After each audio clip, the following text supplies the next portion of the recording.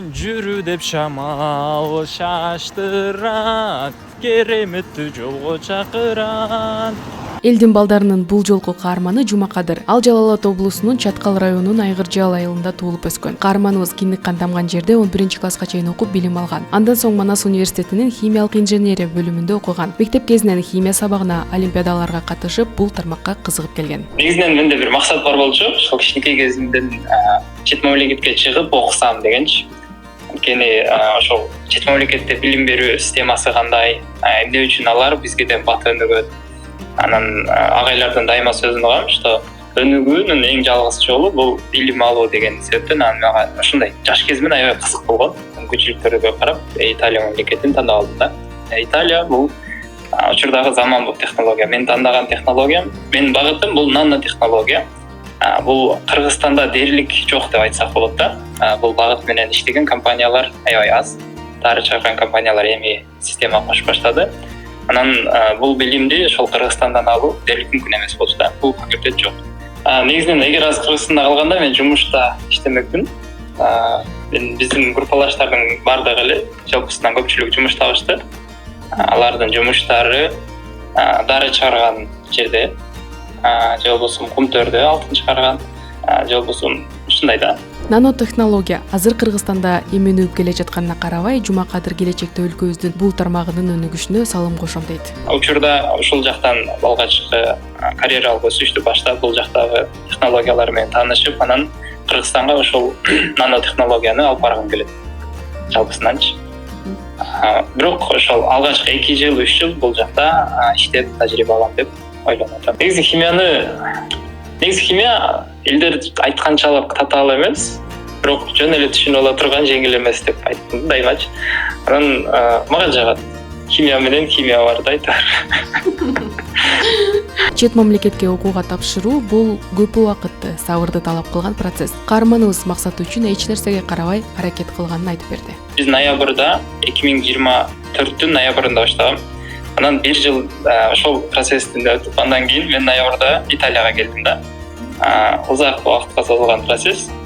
Анан учурда Италия кабыл алуулар болуп атат. Ошол студенттер кааласа тапшырса болот. Жалпы документтер ошол университеттеги жетишкендик эң маанилүү болгон нерсе. 4 GPA-ден 3төн жогору алуусу, же болбосо 2.8-ден жогору алуусу шарт. Андан кийин англис тил. TOEFL же IELTS тапшырат. Андан кийин башка документтер ошол муктаждыгына жараша. Мен Италияда 7500 бул жылына берилет. Аны 2-ге бөлүнүп берилет. Биринчи семестр аягында, экинчи семестрдин аягында. Жалпысынан эсептегенде жетет экен да. Өзүн-өзү жабат. Бирок ошол стипендия алганга чейин, мисалы үчүн, эгер сентябрда келсе 6 ай бар да, ошол учурга үйүнөн каржылоо болушу керек да. Анан бул жака биз документтердин себебинен ошол кеч келдик, биринчи семестрдин аягында келдик. Анан биздеги кемчилик ошол биринчи семестрдагы сабактарга катыша албай калдык да. Катыша албай калганын себебинен бизге бардык маалыматтарды беришти и экзамендерге биз өз алдынча даярданышыбыз керек. Учурда ошол экзамендерге өз алдынча даярданып, бул бир аз кыйынчылыктар жаратып атат да. Бул биз жактан минус. Демек, мындай шарттарга, кырдаалдарга даяр болуш керек. Бардыгы эле биз ойлогондой бир жол менен кете бербейт да. Келдиң, дароо окууга антып кетти деген нерсе. Кыйын. Ошон үчүн үйдөн ата-энебизден, туугандардан каржылоо болгону жакшы. Эгер университеттин кандай экенин, кандай жерде окуп атасың, сурасаңыздар, мен музейде деп жооп берет элем. Бул ошол инженерия факультети экен. Инженерия. Вот. Учурда Италиядагы дүйнөнүн топ 200 университетине кирген окуу жайда окуйт. Ал жакта инженерия корпусу өзүнчө жайгашкан чоң университет, спорт жана башка мүмкүнчүлүктөрү менен. Ал эми каарманыбыз чет мамлекетте айына канча акча коротот, аны менен бөлүштү. Негизи университеттин жатаканасы бар экен, бирок биз кеч келгенибиздин себебинен жатакана толбогон болчу. Аябай кеч келдик да. Анан квартираны өзүбүз таптык. Өзүбүз Кыргызстандан издеп таап, квартира учурда 470 евро турат. Анан 100 евро бул жылытуу системасы үчүн. Анан бул жактан ошентип 570 евро азыр кышында. Бул жалпы студенттер үчүн эмес, керки студенттер мисалы үчүн Рим, анан Милан бул кымбат шаар. Рим борбор, Милан эме модан борбор болгон үчүн ушул эки шаардагыларга бир аз кымбатыраак. 200 евро кетет экен. Айына тамак аш үчүн, жашоо үчүн 200 евро жетиштүү болот. Ошо менен жолдо 700 евро айына эсептеп жашаа болот да. Иш менен окууну айкалыштырууга азырынча тил жагынан аксап жатканын айтып берди. Ал эми окуу системасынын Кыргызстандан айырмалары таң калтырганы менен өзгөчөлүктөрүн дагы бөлүштү. Кыргызстанда мисалы келбей калсаң, эми баласың да, а бул жакта такыр андай система жок экен. Студенттердин тизмеси мугалимдерде жок экен да, ким келди, келбеди, алар үчүн такыр маанилүү эмес. Ар ким өзү үчүн, ар кимдин өзүнүн экзаменде өзгөчөлүк, өзүнүн датасын коет экен, мугалим менен сүйлөшүп, бирден экиден барып экзамен тапшырыш берет экен. Мугалимдер такыр кыжалат болбойт экен, студенттер өзү чуркашың керек, өзүң барышың керек. Анан ошол Кыргызстандан келем дегенде дагы өзүң болгон дисциплинаң канчалык, ошол нерселерди текшериш керек экен да. Бул жакта эч кандай контроль жок. Бул жакта өзүңө жоопкерчилик аласың, өзүң жашап кете аласыңбы деген суроолорго жооп берип албетте анан кадам ташташ керек экен. Өлкөбүздөгү жана өзгө өлкөдөгү студенттин жашоосу кандай айырмаланат? Мен Кыргызстанда Манас университетинде окудум, химия инженерия бөлүмүндө. Анан бизде Кыргызстанда эң жакшы артыкчылык бул группалаштардын бири-бири менен болгон мамиле. Мисалы үчүн кайсы бир теманы мен түшүнбөй калсам, мен группалашым мага түшүндүрүп берет. Ал түшүнбөй калса, балки мен түшүндүрүп берем. Ушул сыяктуу коммуникация аябай сонун. Бул жакта группалаштар бири-бирибизди жөн эле атыбызды эле билебиз, бирок эч кандай мамиле жок да. Анткени ар бирибиз ар түрдүү мамлекеттен келдик. Бул бир, экинчиден көбүнүн жумушу бар. Баягы келүү милдеттүү болбогон үчүн көп кээ бир күндөр келбейт, жумушуна байланыштуу. Онлайн катышып койсо болот. Ошентип коммуникация жок. Билбейм, башка группаларда балким бардыр, бирок эмнен инженерия биздин бөлүмдө биз бири-бирибиз менен такта сабактан сырткары сүйлөшпөйбүз да. Мен өзүм жалгыз жашайм. Негизи кыргыздар сыртка чыкканда ошол шерик болуп жашап, анан мен ушундай болуп калды, жалгыз болуп. Квартирада жалгыз турам. Мындайча айтканда жалгыздык аябай сезилди. Мен бирок өзүмдү даярдагам, анткени келерде эле билгем да, что жалгыз болор. Италиядагы студенттин бир күнү кандай өтөрү менен дагы кызыгып көрдүк. Бул ушунча жоопкерчиликтүү жана дисциплинага байланган студенттик күндөр кандай болот? Кечинде тамак аш даярдап коебуз, эртең менен тамактан анан университетке салып алабыз. Университетке ишке салып алып, анан сабактарга барып, эртең менен көбүнчө 9:00 башталат болчу. 8:00 сабакка чыгып, сабакка барып, андан кийин сабак болот, обедте өзүбүздүн алып барган тамак ашыбызды жейбиз студенттер менен, анан үйгө кайтуу. Менин университетим, факультетим Колизейдин жанында жайгашкан. Күн сайын ошол Колизейдин жанында жарым саат тегеренип, ошол жерде мага аябай кызык да Колизей. Ичине кирдим, көрдүм, бирок баары күн сайын ошол жерде мындан 2000 жыл мурунку адамдардын курганына сыктанып, анан ошол жерди көргөн туристтер менен кээде баарлашып, ошол жерде күн сайын жарым саат убактымды өткөрүп, анан кайрадан үйгө кайтмай. Кечинде тамак кылмай, күн сайын тамак кылуу мындай. Нейсе, береже да. Тамак кыласың өзүң үчүн.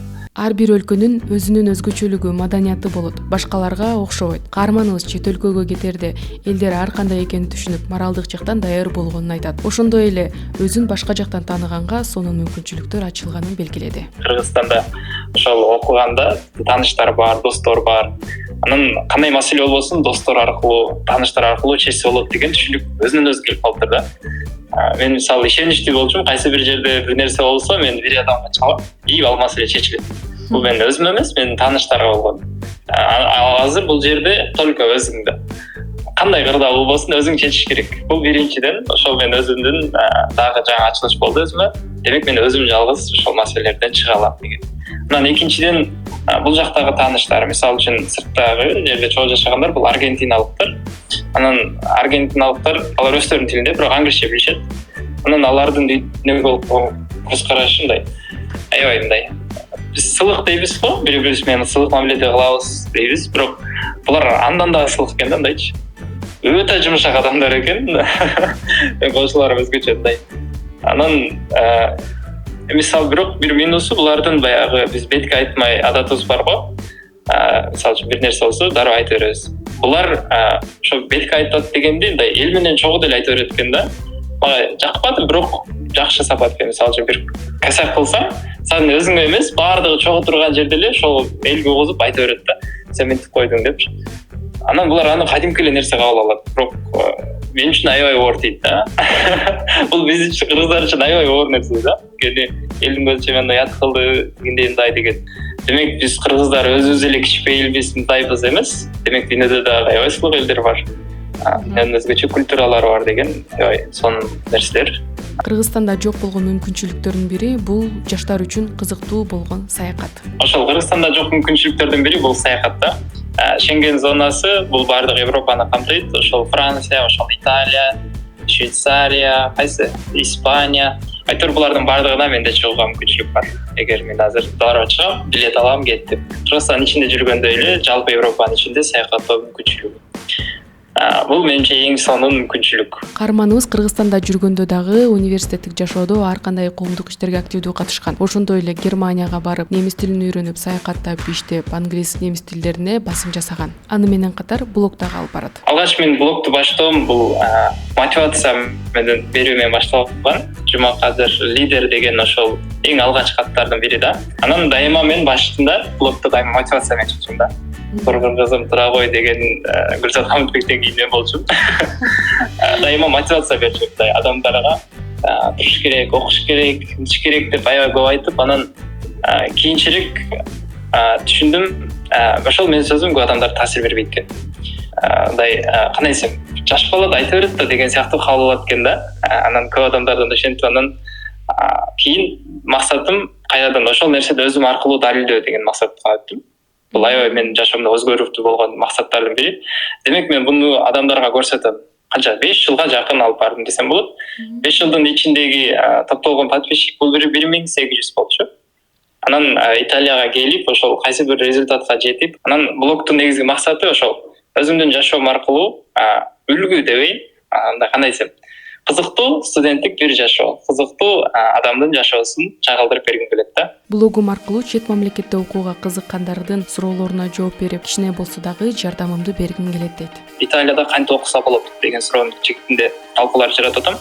Анткени эмне үчүн мен Италияга тапшырарда бул нерсе аябай мага муктаж болгон да. Бир адам болсо Италияда окуган, ага кайсы документтер керек, мен суроолорума жооп берсе, же болбосо өзүнүн примеринде көрсөтсө Италия кандай, мага аябай кызык болгон. Бирок мен тапкан эмесмин да. Бир-эки тапкан, бирок алардан мындай жетиштүү маалымат алган эмесмин. Анан учурда менин максатым ким Италияда же болбосо сыртта окууну каалайт. Ошол адамдарга сыртта окуунун кандай кыйынчылыктары бар, ал эмнелерге даяр болуш керек, кандай кыйынчылыктар болот, же болбосо кайсы документтер керек, ошолорду блогум аркылуу көрсөткүм келет. Ал эми каарманыбыздын студенттерге болгон кеңеши. Биринчи кеңешим өзүңөрдүн дисциплинаңарды ордуна келтирүүгө аракет кылгыла. Бул аябай маанилүү. Майлуу, негизи Кыргызстанда болсун, чет мамлекетте болсун, дайыма дисциплина бул аябай маанилүү. Мотивация менен бир нерсе жасоо деген бул ал ишти баштоо деген да. Анан ал улантып ийгиликке жеткирүү бул бир гана дисциплина аркылуу. Италияда окуйм десе, бул англис тилин окушу керек. IELTS-тан 5-5тен жогору, TOEFL 85тен жогору алышы шарт. Демек ошол эки экзамендин бирине даярданыш керек, бир тарап тандап, анан даярданып результатка чыгышы керек да. По ходу пьесу разберем деген аябай сонун сөз бар. Өзү андан ары уланат. Демек биринчи кадам бул англис тилин үйрөнүп, ошонун майын чыгарыш керек. Бул бир гана тест үчүн эмес, бул жакта келип окууга дагы жакшы да. Англисин аябай жакшы билсе, анда сабактардын бардыгы англисче болот да. Каарманыбыздын келечектеги эң чоң кыялы, бул жасалган кадамдар аны кайсы чекитке, кайсы максаттарга алып барат? Булар тууралуу. Негизинен инженерияда жумуш табуу деген эч маселе эмес да. Кыргызстанда деле, бул жакта деле ошондой деп ойлойм. Анткени мисалы үчүн биз азыр 10 эле студент окуп атабыз нанотехнологияда, сырттан келгендерчи. Анан нанотехнология боюнча компаниялар аябай көп. Мен ушул жумушта иштейм деп кыялданбайм, негизи келечекте. Аябай мындай бай болом, анан ошол эң чоң максатым Кыргызстанда университет салуу. Мен Манас университетинин корпусу жакшы, аябай сонун жагатта. Анан бирок мен андан да бир чоң университет кургум келет. Бул максатым эч жерде айткан эмесмин деп коеюн. Ошол деңгээлге жетиш үчүн булар жөн гана андай инструменттер да. Азыр дүйнөдөгү эң бай адамдар булар кимдер? Инженерлер. Келечекте балким жөн гана основатель болуп, ошол жетектеп чоң компанияларды жолусун чоң проекттердин үстүндө иштеп жүргүм келет да. Ошол азырынча иштеген болот. Мен эч бир иштен тартынбайм, мисалы үчүн уялбайм, кандайдыр бир кара жумуш болсун. Бирок мен келечекте жумуш орун түзүүчү адам болгум келет. Элдин балдарынын бул жолку чыгарылышында Италиядагы студент тууралуу болду. Кийинки чыгарылышта дагы чет мамлекеттеги кызыктуу каармандар менен маектерди курмакчыбыз. Эгерде сиздин дагы кызыктуу каарманыңыз болсо, сөзсүз түрдө Политклиника медиасына кабарлап коюңуздар.